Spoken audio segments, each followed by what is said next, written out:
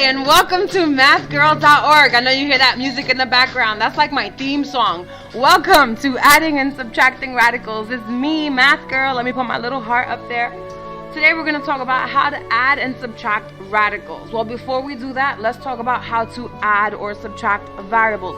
Remember way back when we did Algebra 1, your teacher taught you that if you had 2 x's and you added 3 x's, the answer would be 5x. And then they tried to complicate it and they said 2xy's plus 3xy's. Well, guess what? That's still 5xy's or xy's. I don't know if you've met my dad yet, right? 2m squared plus 3m squared is 5m squared. So as long as the variables look the same, you are allowed to simply add the coefficients. Well, if you think about that, what do you think is going to happen when you have 2 radical x plus 3 radical x? I know you guessed it because you're really smart. It's 5 radical x. And that's always going to happen. As long as you have the exact same radical being added, you can always just add the coefficients.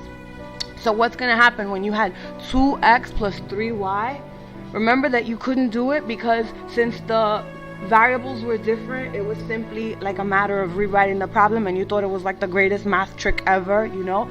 Well, same thing happens when you have radicals. If I have a 2 radical x and I'm trying to add to it a 3 radical m, because the radicals are different, we're really not allowed to combine them. The math police does not like that. You know, they start hanging out by my door. The answer to this math problem is exactly the same thing again. 2 radical x plus 3 radical m, which leads me to my very big idea. You see, radicals act like variables. So if you could add the variables, you do, and keep the coefficients. If you can add the radicals, you do. Same thing, and the coefficients play with each other. So now, let's look at a couple of questions that are going to seem so easy, you're going to wonder why your teacher didn't teach them to you in kindergarten, right? So 5 radical 3 plus 2 radical 3, you guessed it, is 7 radical 3. 8 radical 6 minus 5 radical 6 leaves me with 3 radical 6. 6 radical 2 plus radical 2. Now don't go switching those 2's to 4's. This isn't multiplying. That was a different video. I had a different theme song back then. 6 radical 2 plus radical 2 means we have 7 radical 2's. Now these 7 radical 2's can go hang out with the 7 radical 3's from the first problem. What about a little subtraction? 3 radical 7 minus 9 radical 7. Don't get scared with the negatives. I'm still allowed to do that. This becomes negative 6 radical 7. And the last problem, what if your teacher tries to trick you with variables and radicals at the same time? Oh my gosh, information overload. Well, don't get scared. It's the same thing we've been doing all along. If you have 7 radical 2x's and you're trying to add 3 radical 2x's, that means you're going to have 10 radical 2x's. Remember, radicals act like variables.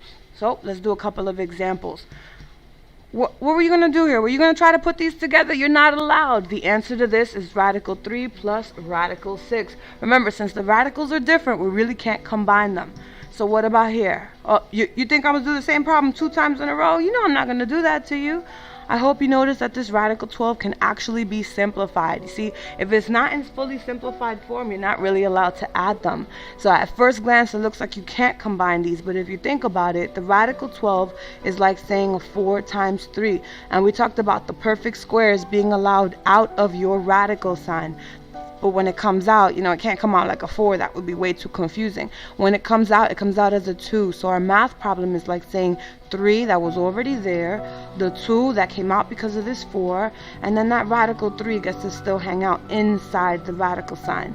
Our problem is 6 radical 3. So back to the story. What happens when you have 5 radical 3's and you try to add them to 6 radical 3's, you get 11 radical 3's. Now, if you need to see that again, sweetie, rewind the video. I'm not doing that again. All right, let's try this one. At radical 8. Now, how many times have you seen that radical 8, right?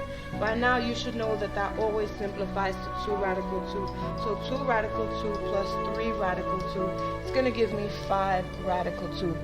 Now, sometimes, like this first problem, it looks like you can't do it, and you're right, you can't. But other times it looks like you can't do it and you actually can. Always look for that variable, that radical that you can simplify.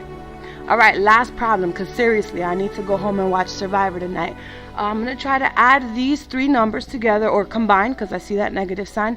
But remember, you can't combine them unless they're totally simplified, so you can try to identify what works. So let's do this real quick. This is 3, and then this will be radical 4 and radical 3, so it's still radical 12, minus 2. Radical 9, radical 2, so it's still a radical 18, plus 6, radical 9, radical 3. I'm going to clean this up a little bit. So this is 3 times 2 times radical 3, minus 2 times 3 times radical 2, plus 6 times 3 times radical 3. And our new math problem is going to be 6 radical 3 minus 6 radical 2 plus 18 radical 3. And if I look closely, it turns out that this last term and this first term have the exact same radical glued to the back, like a backpack. So our problem becomes 24 radical 3s. And don't forget, I still have to reduce this by 6 radical 2. Well, you know I love you, but I gotta go. It's Thursday. It's time for me to watch TV. Talk to you later. See you soon.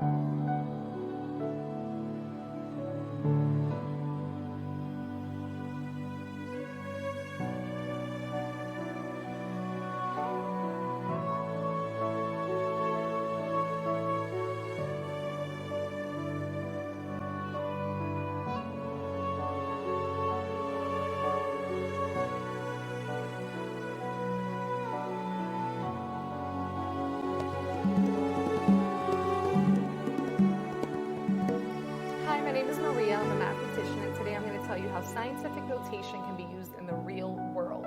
So scientific notation is a way to express really big or really small numbers.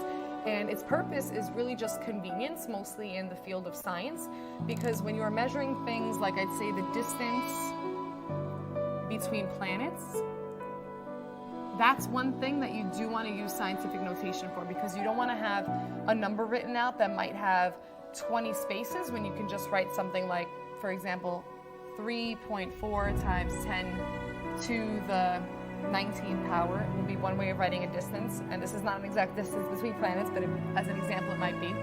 But if you had to write this out in standard form, that's going to be 3, 4 with 18 zeros following it. 1, 2, 3, 4, 5, 6, 7, 8, 9, 10, 11. I can't even fit them all on this board.